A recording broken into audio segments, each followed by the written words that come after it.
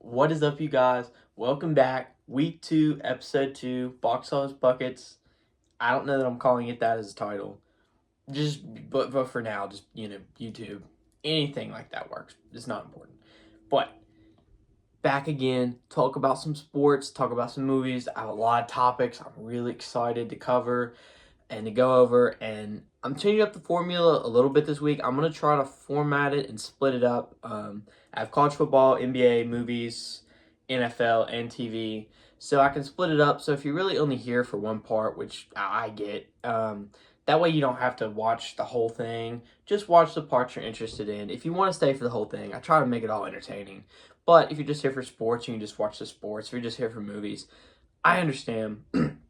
People don't have unlimited time, and apparently I like to talk.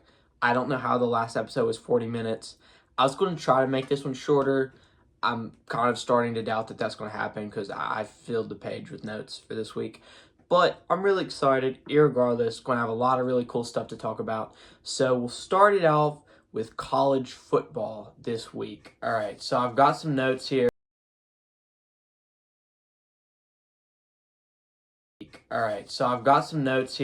I'm going to go through them. I tried to limit it, but there's just a lot to talk about. So much cool stuff happened. It's really exciting. So, yeah, let's get to it. All right, so for college football, the number one thing I wrote down, top of the list, is Arch will be fine. Mainly because he will be. I know everyone's down on him. I know everything is, it's down in the dumps. He didn't beat, Texas some so-and-so by a million, so it's the end of the world. Let's take a step back. He's 2-1 and played arguably the best team in the country in Ohio State, or one of the best teams, and they lost by a touchdown. One touchdown, not 100, one touchdown. And I know he didn't beat the teams he should have beat by, a bazillion points. But here's the thing. You win by 1, you win by 100, it's a win. You lose by 1, you lose by 100, it's a win. So let's not get so down on a guy that really just got a little too overhyped, a little bit too fast. And, it's disappointing for people, but they put him on this unrealistic pedestal that no person can reach, especially no quarterback at that level can reach instantaneously. He just needs time. He just needs patience. He just needs people to realize the potential is still there. He just needs some time to work through some problems. And, when you go look at the Mannings, I think it's on brand to not start off great. I mean, Peyton Manning threw like 30 picks his first year in the NFL. That is insane. That is really bad. But look how it turned out. He's top 3 quarterbacks of all time. These guys don't exactly start off hot. But if you give them some time, you let them work through it, the talent that is undoubtedly there for Arch Manning is there, will continue to be there. My vote, just give him some time. If at the end of the season he sucks, I understand maybe tapering back expectations a little bit, but at least give him a season. Don't give up on him after 2 weeks. I just, those are my thoughts. But I made a social media post that apparently is my best post ever on TikTok because really got people talking. And that's the question, can Notre Dame make the playoff? They're 0-2. They lose to Miami week 1. They lose to Texas A&M week 2. I understand a lot of people said no, a lot of people said yes, a lot of people said they shouldn't, but the committee will get them in because they like Notre Dame. I understand all those viewpoints. I don't think they get in, but I think it's still possible, especially if A&M and Miami both end up in the playoff. There's definitely going to be an argument. They don't have a ton of great games on their schedule, but if USC turns out to be pretty solid, I think they're ranked this week. I think they're 25 this week. If they can beat USC, that'll be a good win. They can look dominant, go in with a couple losses. They probably put them, I think SMU was 10-2 last year, lost to Clemson in, the conference title, and put them in. I could see if it was a team like SMU or Notre Dame this year, they're going to put Notre Dame in. I mean, that's just what's going to happen. But I don't see them making it, but I think the possibility is still there for sure. So we'll see what the rest of their schedule looks like. How they ended up playing Miami and A&M weeks 1 and 2, I'm not sure about. It is just a tough loss. That the Notre Dame and A&M game, I caught the last part of it. I was watching LSU in Florida for a while. it was just an ugly game. And I saw the last 10 minutes of it, so I can only imagine what the rest of it was like. It was not a very pretty game, but that's life, you know. And if you're A&M, that's a great win. They look really good. But, I mean, that's life if you're Notre Dame, you know.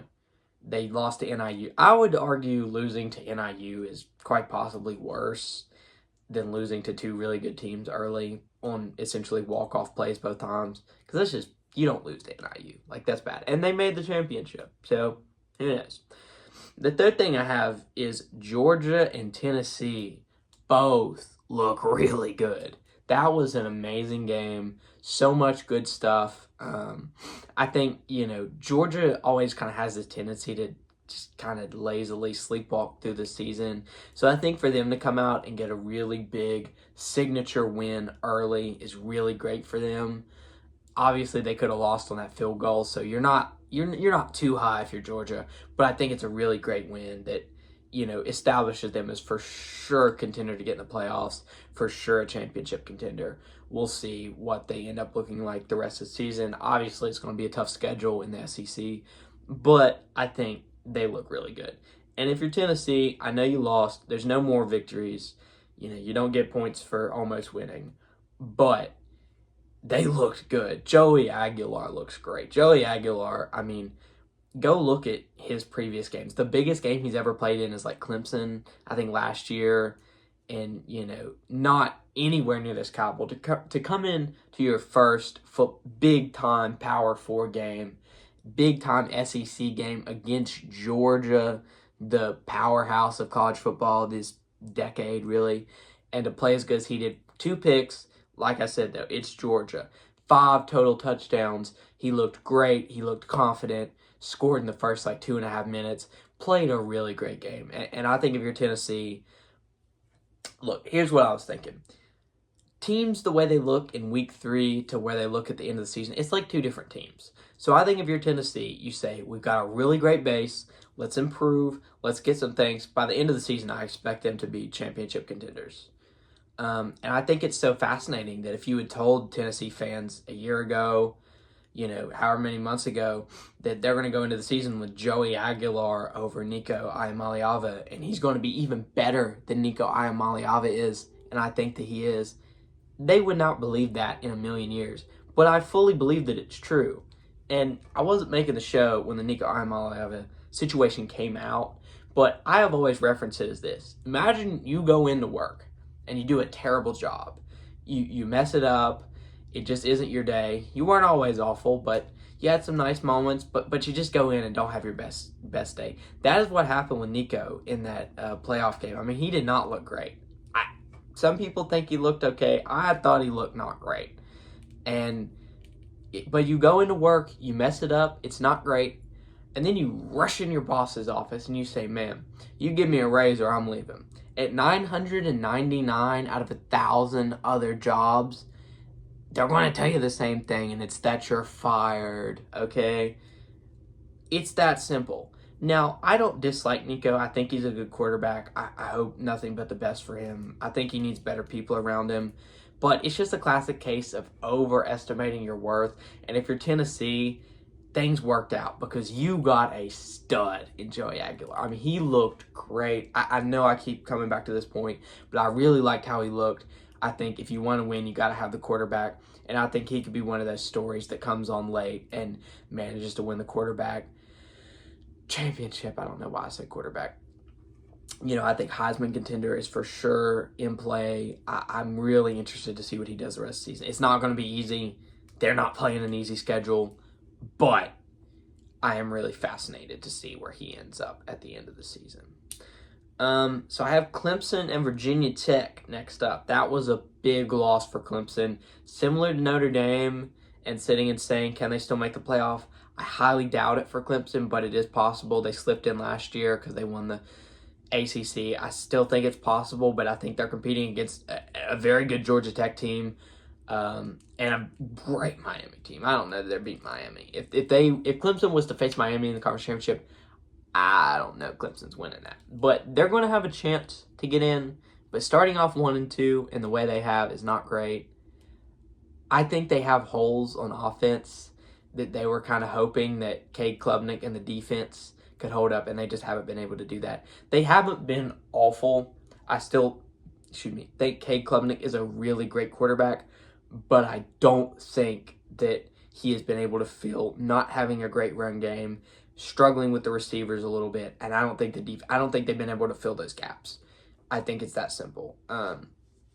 There's still time to turn the season around. I don't think they're eliminated from playoff contention, but I think it's not looking great, and I think one more loss.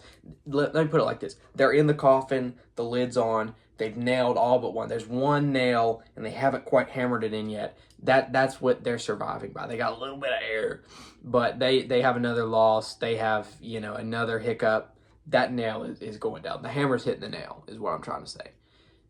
But they're going to have a chance. I don't think they're out of it. They still have a tiny little sliver, but they might get it. Who knows? I didn't think they would get it last year, and they were able to do that. So we'll see. But the next thing I want to talk about is Oregon underrated. That was in 2 weeks, Oregon and Penn State play, and I think they're both teams that have yet to really play anybody, but they've looked really dominant. But then again, they're looking dominant against not great teams, or just teams that aren't on that level. Let's just be honest.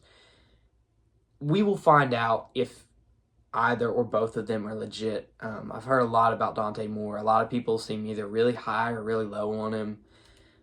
We'll find out. But, I definitely think Oregon is kind of slipping under the radar. They were a very good team last year, obviously the number 1 overall seed. I didn't feel like last year they were ever the best team in college football, but they were just the team that didn't lose. And they played good teams and still won. So I didn't feel like they were the best depth-wise or talent-wise, but they were just the team that came in and didn't lose. And I would not be surprised if they did something similar this year.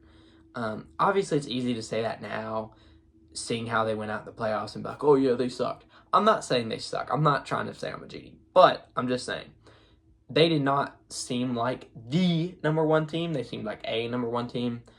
But we'll see if it ends up like that this year. I think there's a lot of potential for them and Penn State. I don't. Apparently, this is just on Oregon and Penn State now because I think they're both similar. But we'll find out. I definitely think they're both really good teams, though. I think we will find out that they're both good. That is my prediction.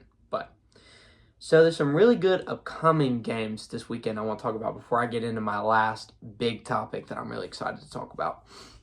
So we have number 9 Illinois versus 19 Indiana. I think this is a big test for both teams. Similar to Oregon and Penn State, neither of these teams have played too many big games. They've had a couple big games, but this is going to be a really big test for both of them. Both of them looking, Indiana obviously, to get back into the college football playoff. If you're Illinois, you're looking to make it, which I think would be insane. If Illinois was in there, that would be, I could only imagine how cool it would be for the state, for the fans. That would be really, I always like when teams that aren't usually in the contention get in, so I'll be really excited to see that. A couple of great quarterbacks, Luke Altmaier, Fernando Mendoza. We'll find out how they look, but they both have looked really solid through a few weeks of play, so I'm really interested to see how they hold up against this type of competition. And another really great matchup we have is 11 Oklahoma and 22 Auburn. I think Jackson Arnold has looked great for Auburn. I saw him against Baylor. I thought he looked really good. He had some runs that really impressed me. And obviously John Mateer, Heisman front runner at this point. Really interested to see how both those teams hold up. If Auburn can kind of prove themselves to be in that SEC pack and say we're one of the big dogs. And if you're Oklahoma, you're looking to just kind of maintain your spot. They're obviously ranked 11th, want to move into the top 10, want to be in those top tiers. And I think if you're John Mateer, you're looking for that Heisman case, you definitely want to win these big games because that is what wins you a Heisman. Those are when the voters are watching you. That's when everyone is watching. The nation is watching you. You show up in those big moments. You go home with the hardware. All right? But the number 1 thing I want to talk about is expectations. All right? I talked about this a little bit with Arch Manning. Right? Everybody has expectations. We all fall short. But this is something that I always thought that I have kind of started to change my viewpoint on a little bit, is this idea of we look at teams that end the season well last year and we say, man, they have really good momentum. They added some good players. They're a year away. They might get there. They're a year away. All right, I'm going to give you some examples. South Carolina, they ended the season really well. They were right knocking on the door for a college football playoff. You say, man, Norris Sellers going to be back even better. They've made some really great additions. They have a really good defense. They're going to look like a really good team. We're expecting them to be contenders this year. Florida, kind of been down in the doldrums a little bit. I think we expected Lagway to look really good. You say, this is the year. They've obviously not fired Billy Napier. A lot of programs would have. They've said, no, we're going to wait. We're going to wait for our big moment. This is our big chance. And they come into the season, and it just didn't happen. Clemson, right? We talked about Clemson. That's another one. They end the season well. They slip into the playoff. You're looking at these teams, South Carolina, Clemson, and we're really saying to ourselves, they had a really great year last year. Let's come into it this year, and they're going to be even better.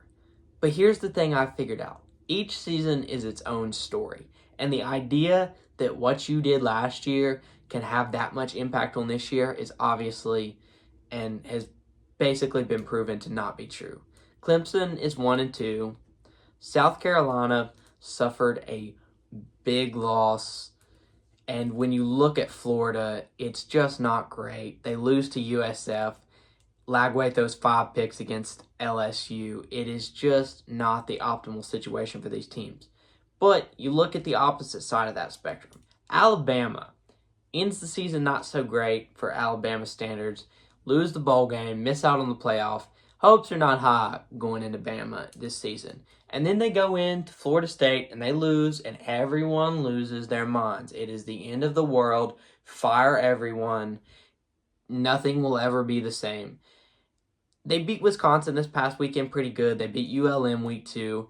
And I think you're really looking back and saying, if Alabama had come into this season differently with different expectations, with different situations, you would just look at Florida State and say, man, that's a good team. Good game, good team. But because they came into it with these negative expectations from last season, it is the end of the world. We've got to fire everyone. Everyone sucks. They're not good enough. And now that we've given them a little bit of time, they're looking to be a little bit closer to Bama form.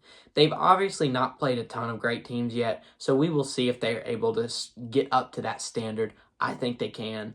But we collectively, I think, as college football fans, as people who talk about college football, which I guess is what you would just classify me as. I'm not an expert, just to be clear.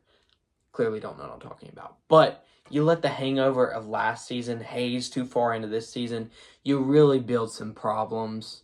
And I think that's just something in the future to maybe stop looking and saying, oh, well, last season ended this way.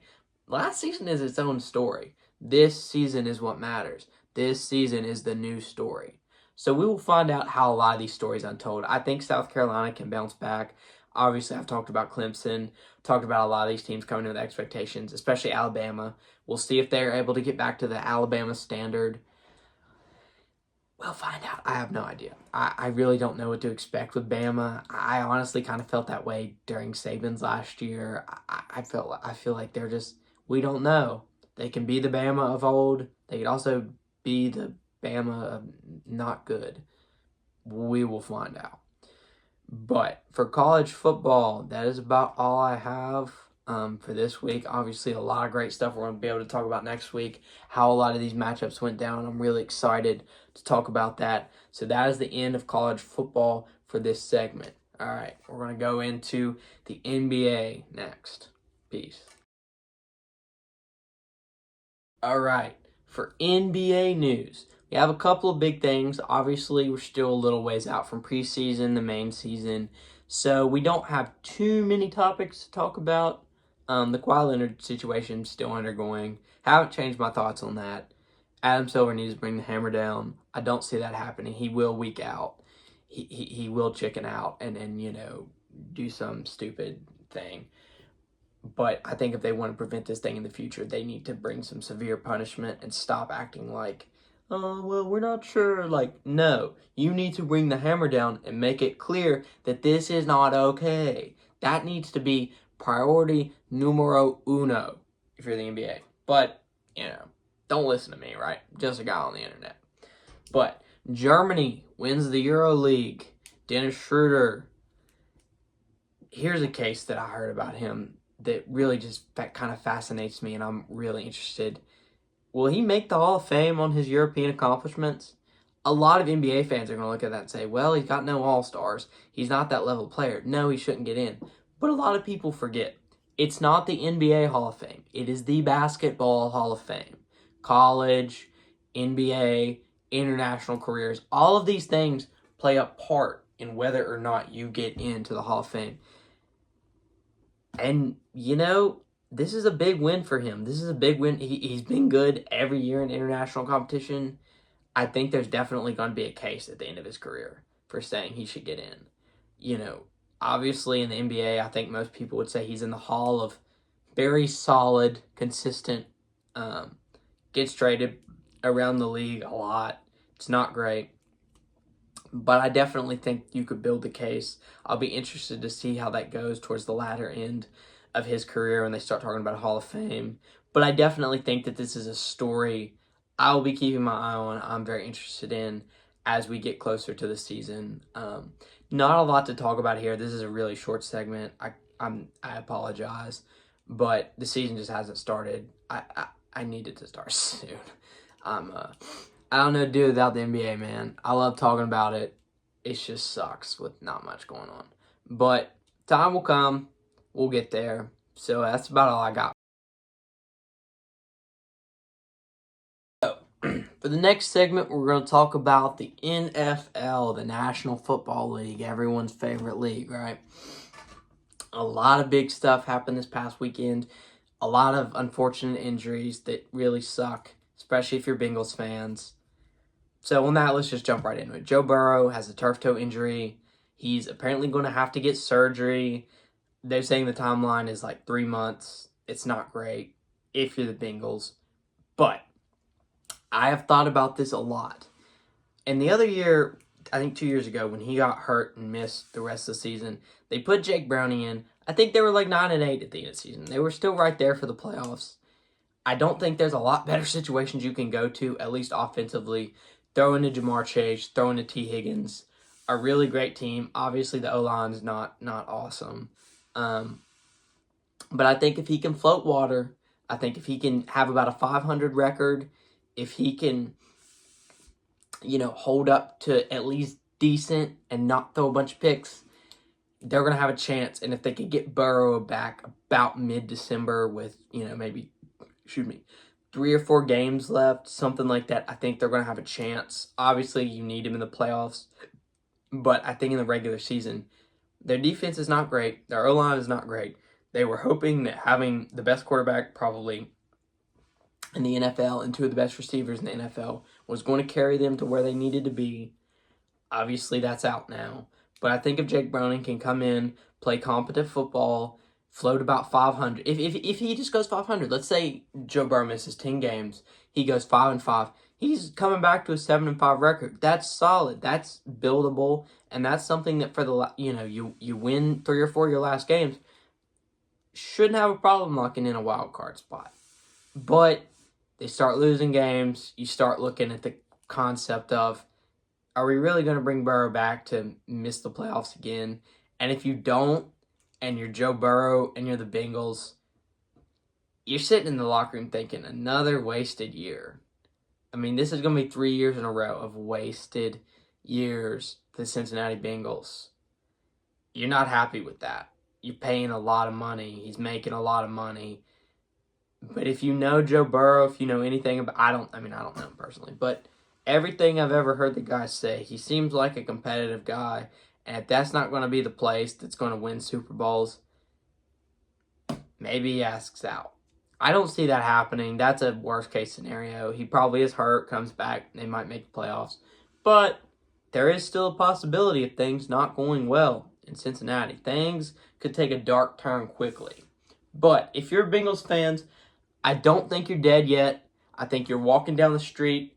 The piano has not fallen, all right? The piano, it's on top of a building, and the only thing holding it back from falling down and crushing you is It's Jake Browning. He's got a hold of the piano. He's not letting it fall. It's starting to pull him a little bit, but he still has a hold of the piano. Now, if he can go in and be confident, that piano does not fall. You pass by unharmed, make the playoffs.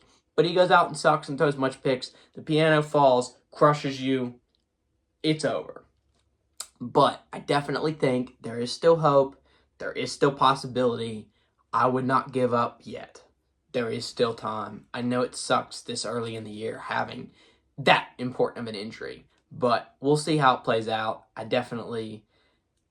wish him nothing but the best. I mean, I hope it works out, man. I don't think it to be that talented and to just kind of keep getting kicked in the balls. It sucks, and I can understand and appreciate that.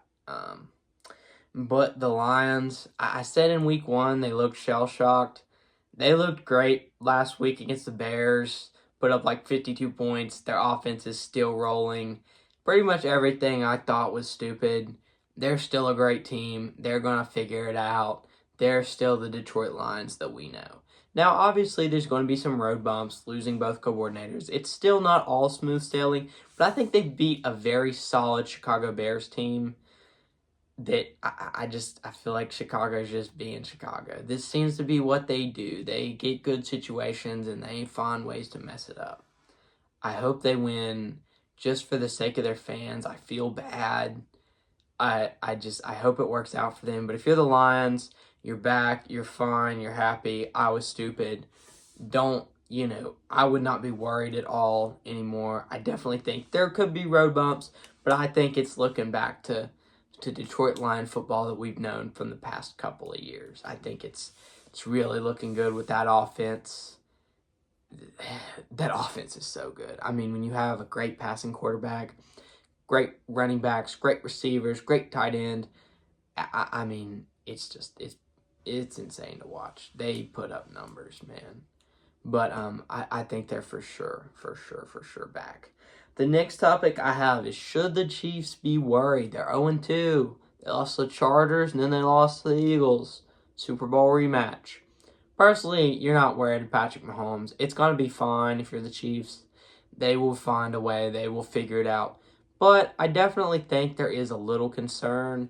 They might not get back to that previous place they had been, where they could just throw the shittiest roster they could find out there and kind of just tell Mahomes, you go out there and make it work, buddy. I don't know that that's going to fit, that's going to work anymore. They might have to take a step back if they don't end up making the Super Bowl again this next offseason and say, okay, we need some young guys, we need some young blood who don't drive 200 miles an hour in a school zone or whatever happened, and let's bring in some young, really competent football players to build around Patrick Mahomes, who still isn't that old.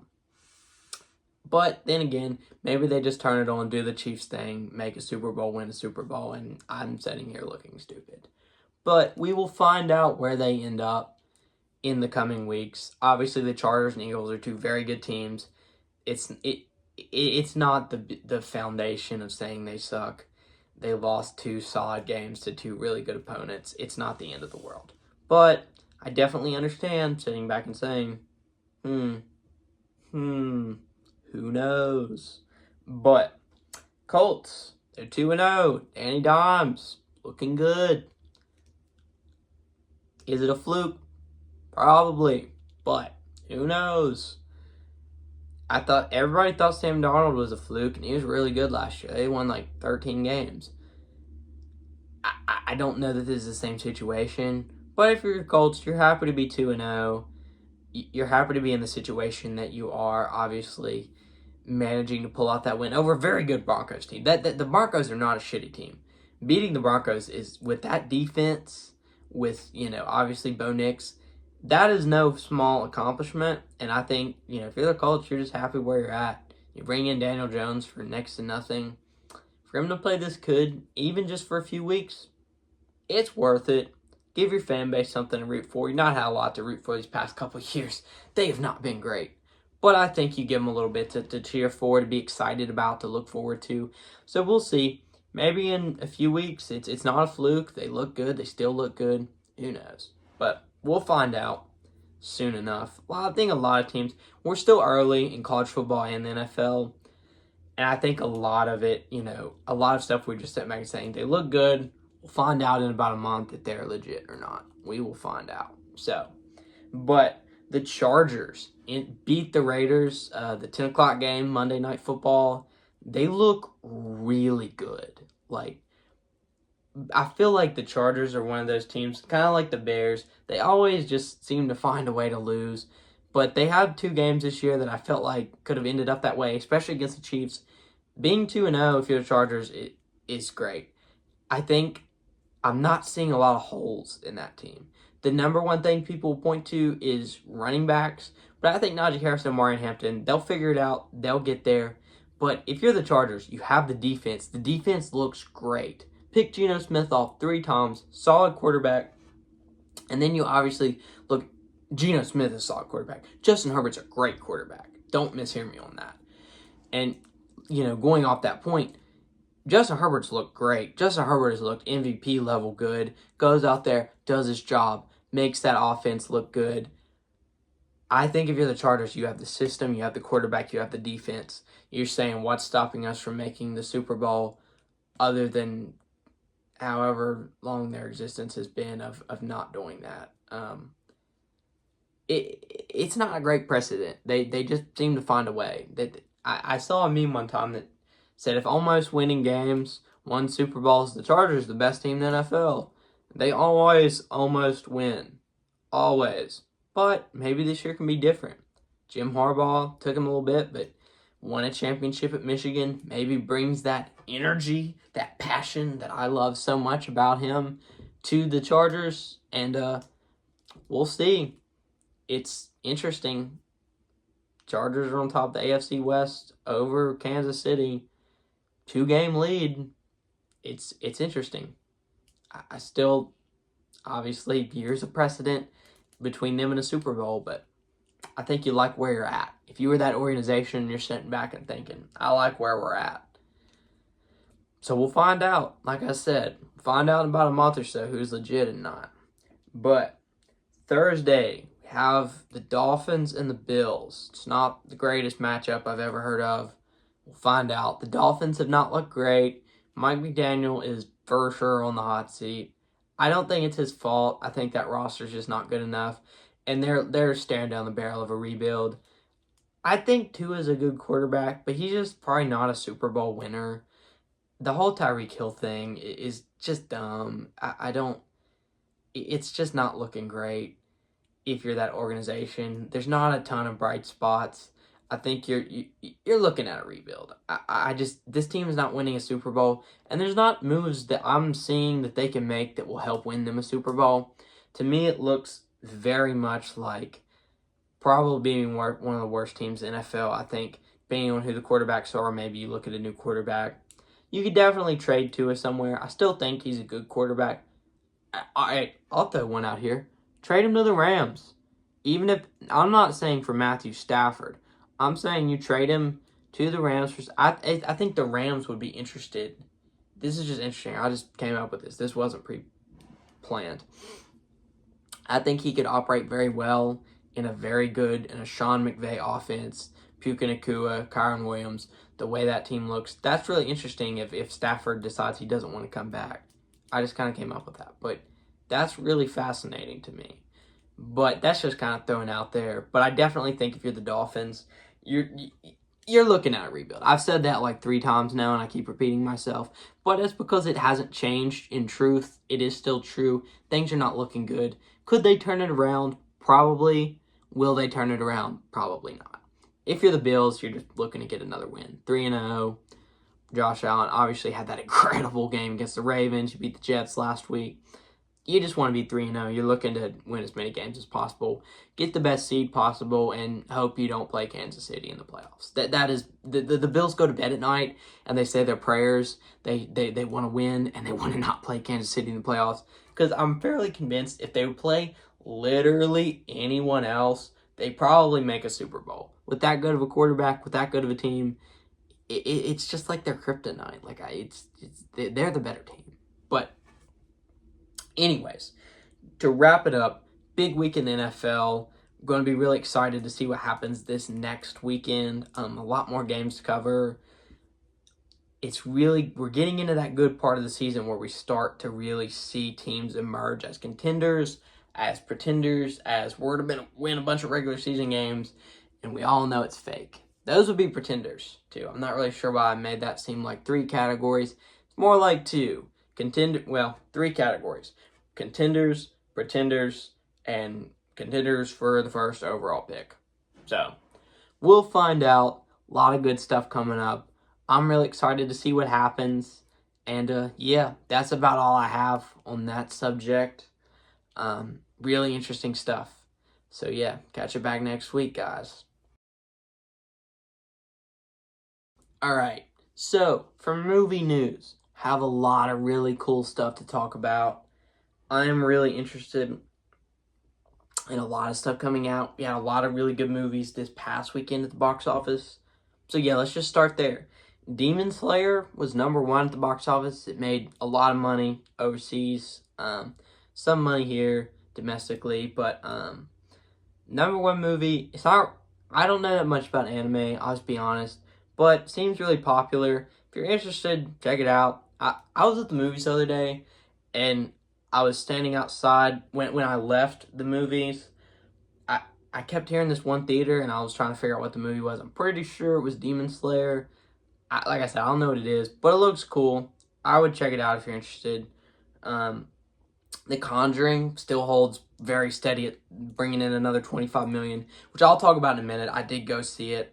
I'm not going to go too far into a review, but I'll talk about that in a minute. I'm going to finish up the box office first. But bringing in $25 million, very solid. Obviously had that, massive opening weekend. I mean, an amazing opening. I keep doing that. Massive opening weekend to come in. Still hold pretty solid in second place at the box office, really #1 domestically. I think it's very good. The idea that it will be the last film is not farther from the truth. It has made so much money, they will keep making these until the end of time.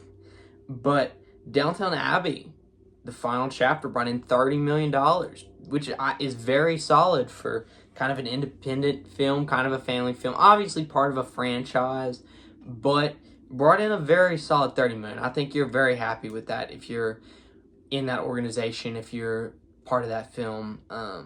Especially for a finale, you're not really trying to gear up to make a sequel or anything. So I think that's really good. The biggest disappointment of the weekend was The Long Walk, which I think had a budget of about $20 million, only bringing in about $11 million in the opening weekend. It's not great. I thought it would do good. Obviously, it was very well critically reviewed. Didn't do too great at the box office, but we'll see. I think there's a little bit sometimes nowadays an obsession of like, if you don't make all your money back in the opening weekend, it's the end of the world. Some of these films gain legs over time, which is ironic because it's about walking. But we'll find out. It also might just flop. But it was definitely a big critical success. So a lot of times critical successes can be bigger on streaming than they are in theaters, which sucks, but that's reality. So we'll see where it ends up being. Hopefully next week I can come back and say it had a really good second weekend. We'll find out. But yeah, we'll see where that's at. But to get back to my point about The Conjuring, I did see it. I'm not going to give away too many spoilers, just a little bit. I thought it was great. I would give it 4 out of 5 stars. Patrick Wilson, Vera Farmiga, amazing as always. They are always amazing. They are probably top 2 my favorite movie couples of all times, and they're probably not 2, if you know what I mean there. They're just amazing. They kill the role. The movie's really good. It's a great finale. I had a couple of scenes that kind of shocked me. I liked it. But I think it's really good. I kind of like it more as time goes on. I'm going to try to get a review out on social media soon. And down the road, I would like to maybe do a little video review. I haven't quite figured out how to do that yet or how I want to manage it with the show. But maybe in 3 months, I'll just get the spirit and make a review on it. But there will be some kind of review soon on The Conjuring. I thought it was great. Go see it. If you're undecided, go see it. And if you don't like it, come back and say I'm an idiot and I don't know what I'm talking about. And, everyone's entitled to their opinions. They're like buttholes and taxes. We all have them, right?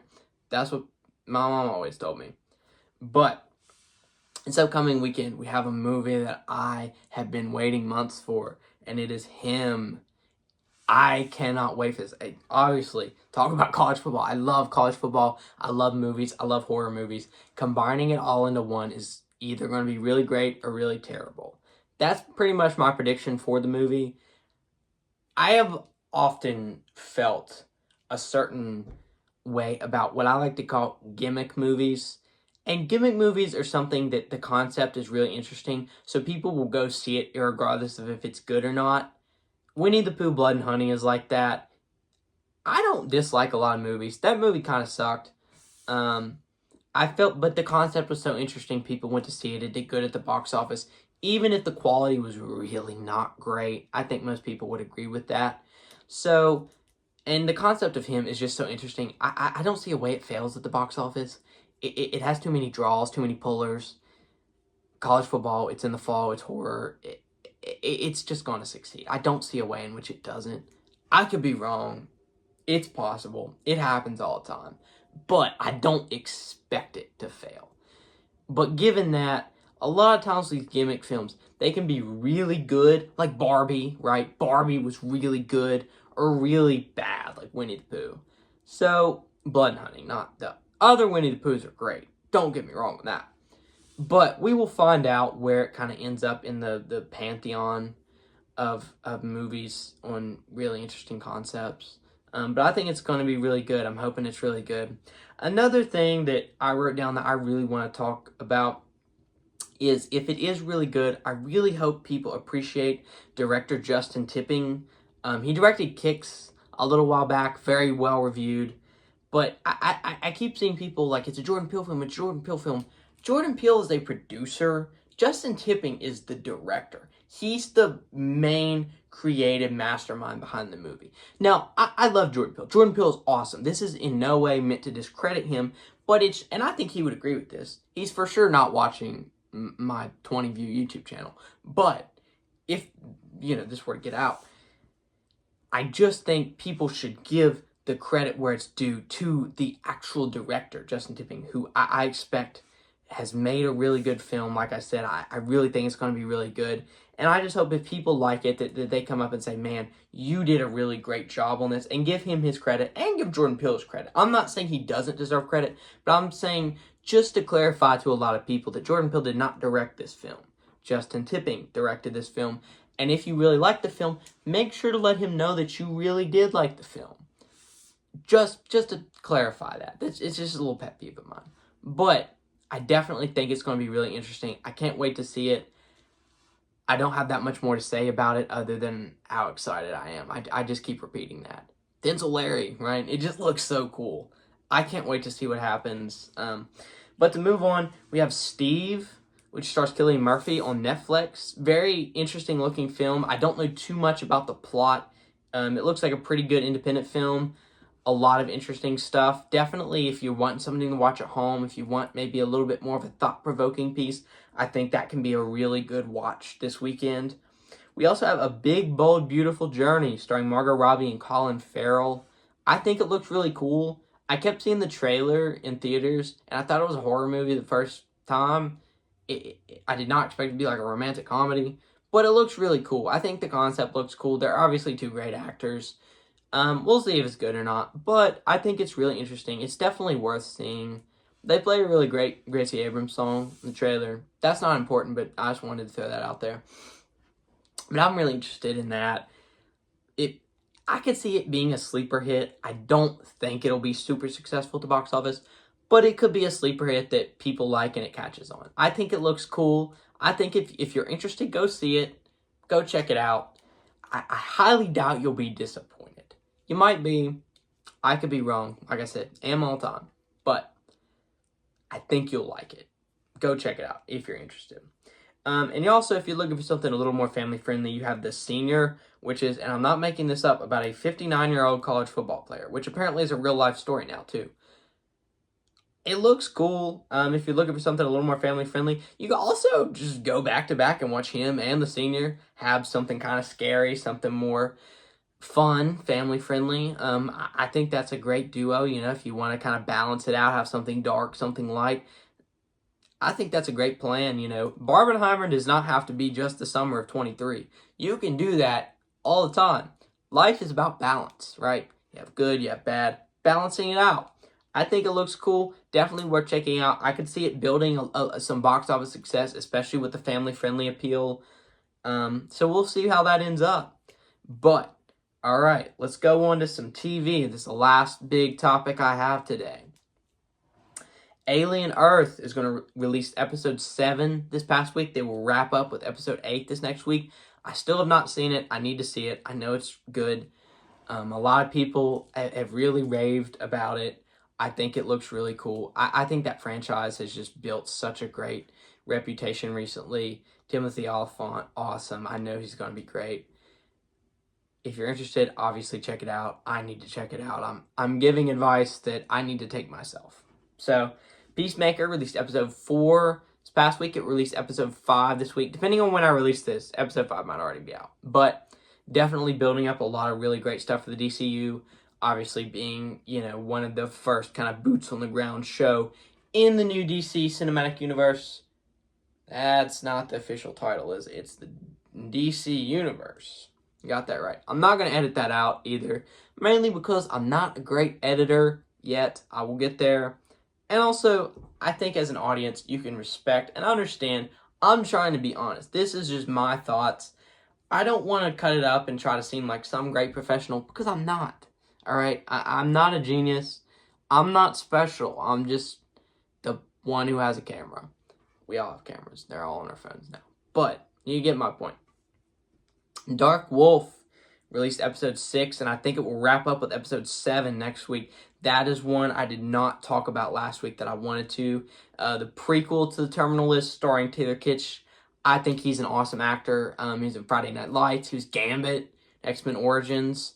I think he's one of the more underrated actors out there. I've never really seen him have a role. He's been in a lot of shitty projects, but I've never seen him have a role that I didn't feel like he did as good as he could have done, given the writing. But I think he's very underrated. I love seeing him get stuff.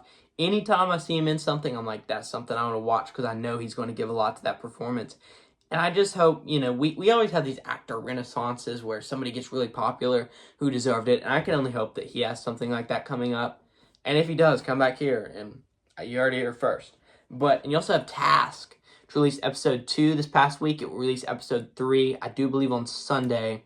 Starring Mark Ruffalo. He's an FBI agent. I think it looks really cool. I have not seen it yet. That is a recurring theme that I'd take a billion years to watch things. It happens. I don't mean to. But I think it looks really cool. I've heard some really good stuff about it. Looks like a really cool story. I'm interested to see the role he takes on. He's obviously just a great actor. He kills every role. Gives so much. And I think even if the project isn't good, you can always look and be like, that's good acting right there. You could teach a class just watching him act in stuff. But a lot of great movies and TV upcoming. So much stuff to check out. So many great sports to check out. So much great stuff here. And I just can't wait to talk to you guys about it more in the future. I also want to throw out in college football, South Carolina beat Vanderbilt. I couldn't remember, so I tried to cover it up, and I was just like, South Carolina lost. They lost to Vanderbilt, who looks very good. Diego Pavia, definitely think that they're a sleeper to maybe slip into the playoff now after getting that big signature win that I had talked about. So just, if you stuck around to watch the whole thing, this will pay off. If you're just here for the movies, sometimes confusing things happen in life, and it's just best to roll with it. And if you're not into sports, just tell your friends, man, didn't Vanderbilt look good against South Carolina? They'll think you know how to talk about sports. That's always fun. Listen, fake it till you make it. That is some of the best advice I've ever heard in my life. I cannot tell you the amount of times that I go into stuff, I have no clue what I'm doing. I just act like I know what I'm doing. I always love to say, I have a plan. Even if I don't have a plan, just say you have a plan. People hear it and they're like, that guy has a plan. I will trust that guy. I don't know what I'm talking about. I don't know what I'm doing. I have no clue I don't have a plan. I just make shit up as I go.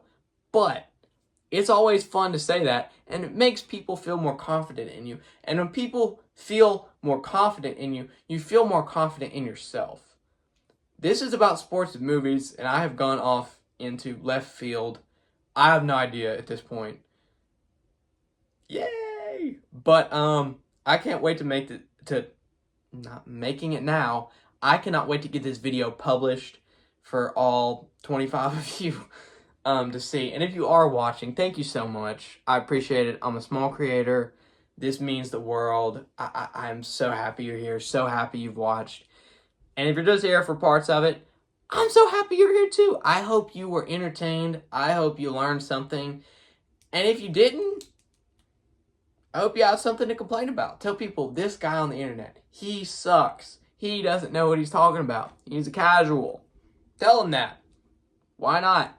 It's the internet. Just say what you think. Don't worry about it. Listen, like I said last week, just don't be a dumbass. It'll be fine. Don't worry about it.